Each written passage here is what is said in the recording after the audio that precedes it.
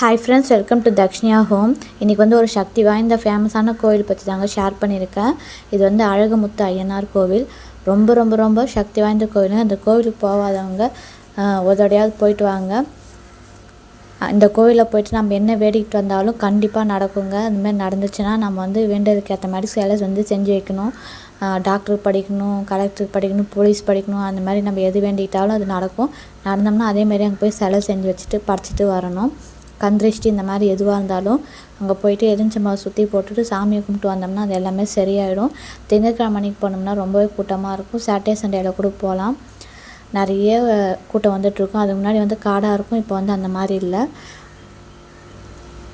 எந்த வேண்டுதல் வச்சாலுமே வந்து கண்டிப்பாக நடக்குங்க. இந்த கோவிலை சுற்றி நிறைய சிலைகள் இருக்குது. நிறைய பேரோட வேண்டுதல் நடந்ததுனால தான் அந்த சிலைகள்லாம் வச்சுருக்காங்க.